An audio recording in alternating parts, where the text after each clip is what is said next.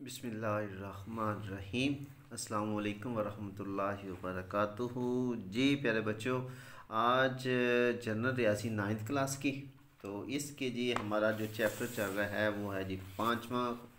तो इसके जी आज हमने जायज़ा मशक को जी हल करना है जी। ठीक हो गया जी। अच्छा देखिए जी, इसमें जी तो सबसे पहले है जी भाई जायज़ा मशक चैप्टर नंबर 5 9th क्लास। वो कहते हैं सही जवाब के गिर्द दायरा लगाइए। पहला है कि वो रकम जो आमदनी के तनासब से कुछ चीज़ों की लागत में मुनाफा के इजाफा और ख़िदमात पर रियासत को दी जाती है। नंबर 1 ए जो है वो टैक्स कहलाती है, एक्साइज ड्यूटी कहलाती है, जायदाद का टैक्स कहलाती है या इनकम टैक्स कहलाती है। ठीक हो गया। अच्छा अभी एक मैं आपको छोटी सी चीज़ दिखाना चाहता हूँ। ये एमसीक्यूज़ को हल करने से पहले इसका भी खलासे पे थोड़ी सी एक नज़र देख लें आप लोग। तो इसमें आप लोगों को कुछ सवालों के जवाब, कुछ एमसीक्यूज़ और ख़ाली जगह के अंदर जो चीज़ें आती है वो आपको सपोर्ट मिलेंगी जी। ठीक हो गया। अच्छा देखिए, वो रकम जो आमदनी के तनासब से और मुनाफा से हासिल करके या सामान की कीमतें ख़रीद में इजाफा करके या खिदमात पर रियासत को अदा की जाती है, टैक्स कहलाती है। यानी कि अगर हम कोई इजाफी रकम जो हुकूमत को देते हैं ना, रियासत को देते हैं, वो टैक्स कहलाती है। ओके हो गया जी। अच्छा उसके बाद आ गया बराह रास्त टैक्स।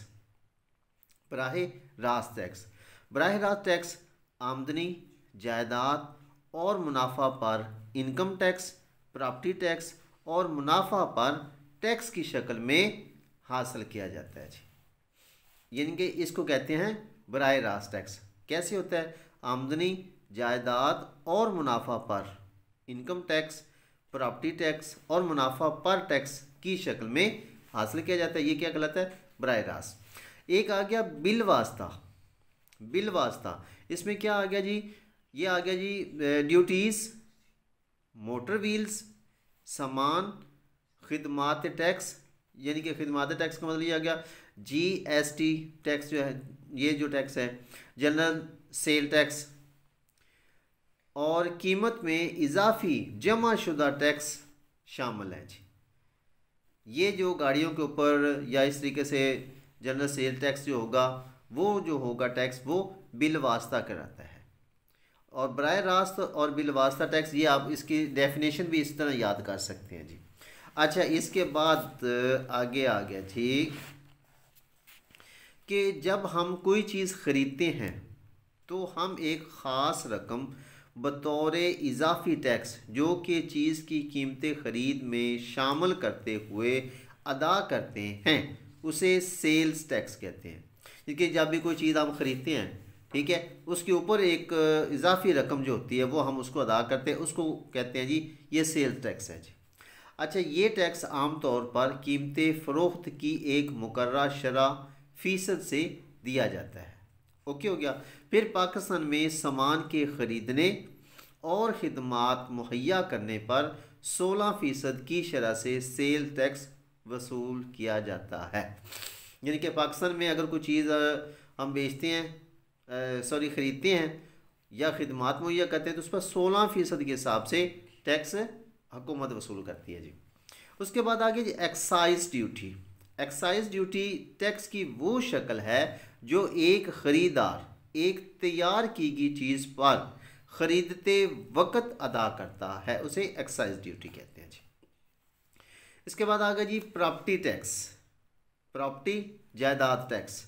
अब ये ज़मीन, घर, फ्लैट या अमारात के मालिक से एक ख़ास शरह 16% यानी कि 100 रुपये अगर चीज़ होगी तो उस पर 16 रुपये उस पर टैक्स होगा जी, के हिसाब से सालाना आमदनी पर वसूल किया जाता है।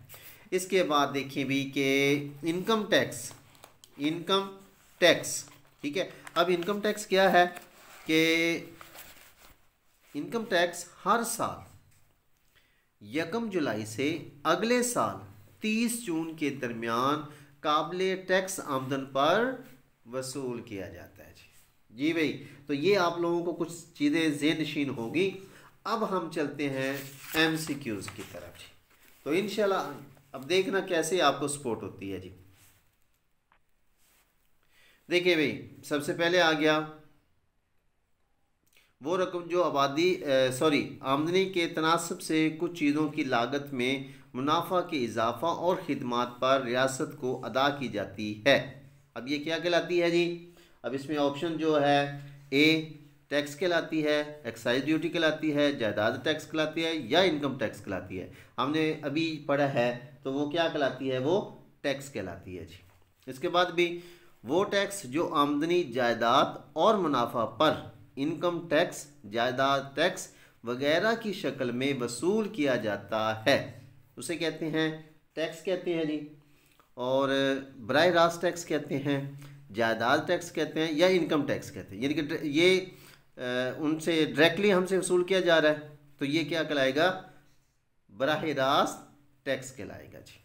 इसके बाद देखिए जी, ड्यूटीज़ मोटर व्हीकल टैक्स की शक्ल में टैक्स को क्या कहते हैं? बिलवास्ता टैक्स, बराह रास्त टैक्स, जायदाद टैक्स या इनकम टैक्स। तो ये जो है भाई, ये हमने अभी पढ़ा है, ये बिलवास्ता टैक्स कहलाता है जी। फिर उसके बाद है किसी चीज़ की कीमत में इजाफी टैक्स को टैक्स कहते हैं, सेल्स टैक्स कहते हैं, इनकम टैक्स कहते हैं, या एक्साइज ड्यूटी कहते हैं। अब ज़ाहिर बात है, अभी हमने पढ़ा था कि चीज़ के ऊपर जो हमसे इजाफी रकम वसूल की जाती है उसको, मतलब चीज़ बेचने पर, ठीक है, तो सेल की जाती है तो सेल टैक्स कहलाता है जी।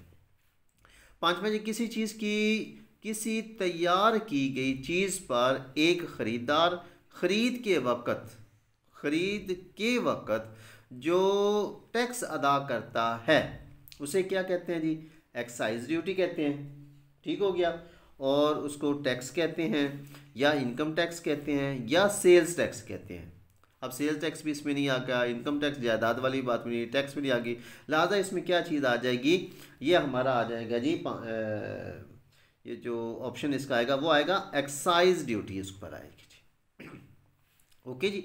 इसके बाद देखिए जी, छठा, वो टैक्स जो घर, ज़मीन, फ्लैट या अमारत के मालिक से वसूल किया जाता है। अब यहाँ पर गौर कीजिए, तो ये क्या कहलाएगा? ज़ाहिर बात है, घर, ज़मीन, अमारत है तो ज़ाहिर बात है प्रॉपर्टी बन रही है, लिहाजा ये प्रॉपर्टी टैक्स कहलाते हैं। इनकम टैक्स जायदाद वाला नहीं है, बराह रास्त नहीं है, गैर बराह रास्त नहीं है। ओके हो गया। तुक्का नहीं लगाना, चीज़ को हमेशा समझना है आपने जी, ठीक है। ये छठा नंबर जो है वो प्रॉपर्टी टैक्स, यानी घर और जायदाद वगैरह आ गई ना तो प्रॉपर्टी आ गया जी। इसके बाद देखिए जी, सातवां, वो टैक्स जो तमाम काबिल टैक्स आमदनी पर लगाया जाता है। अब वो क्या कहलाता है जी? अब इसमें जी सेल टैक्स कहलाता है, ठीक हो गया, बराह रास्त टैक्स कहलाता है, इनकम टैक्स कहलाता है। ज़ाहिर बात है, जो तमाम काबिल टैक्स आमदनी पर होगा तो इनकम टैक्स कहलाता है जी। ओके हो गया जी।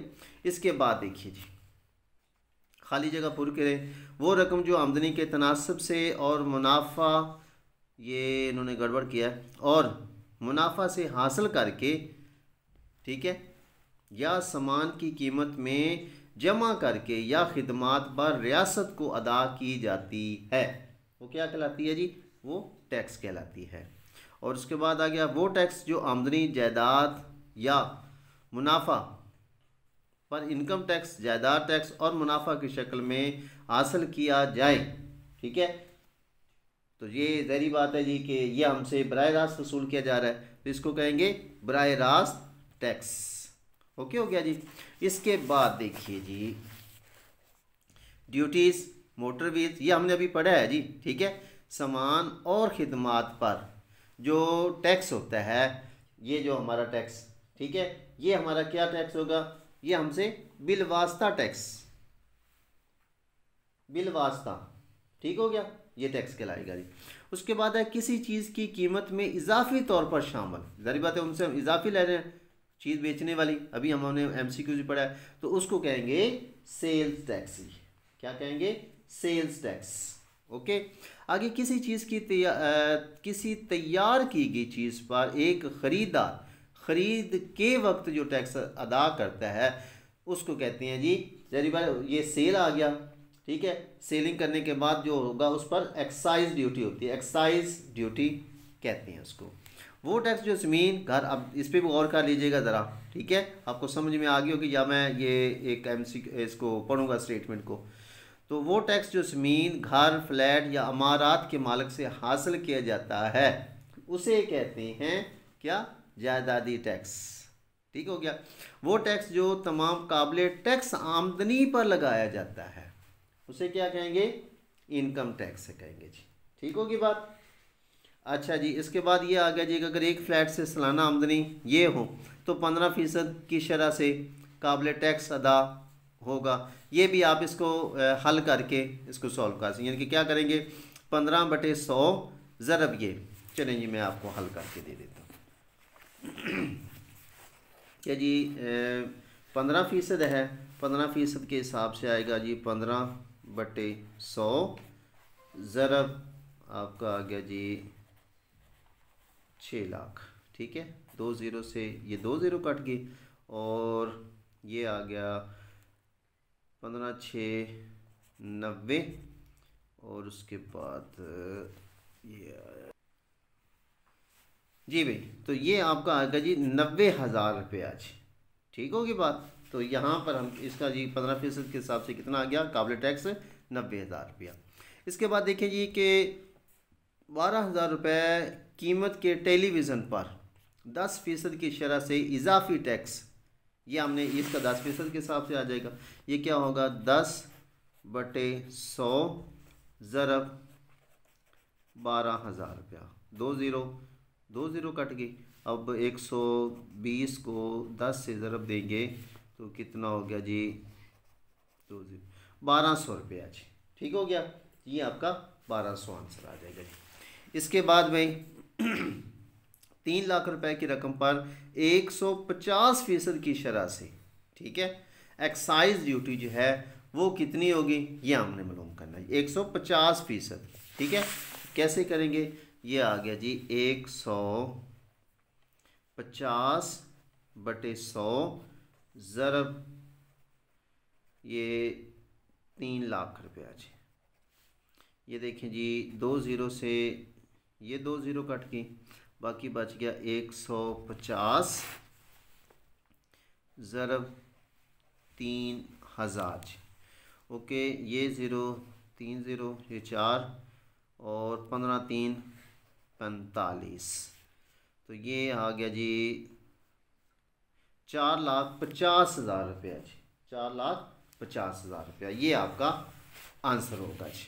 ठीक हो गया भाई। इसके बाद ये एक साइकिल की कीमत और उस पर 16% की शरह से टैक्स है, तो उस पर 30 साइकिलों पर टैक्स मालूम करें, ये भी हमने किया हुआ है जी। ठीक है, तो ये बाकी सवाल जो होंगे ये आप लोग हल करेंगे जी। ठीक हो गया। तो ये थी जी आज की हमारी एक्सरसाइज। तो इसको भी आप लोग अच्छी तरह से वीडियो को 1-2 बार देख लें तो इंशाल्लाह ये आप लोगों के लिए आसान हो जाएगी। तो ठीक है जी, अपना ख्याल रखिए, मिलते हैं अगली वीडियो में, तब तक के लिए अपना ख्याल रखिए, अल्लाह हाफिज़।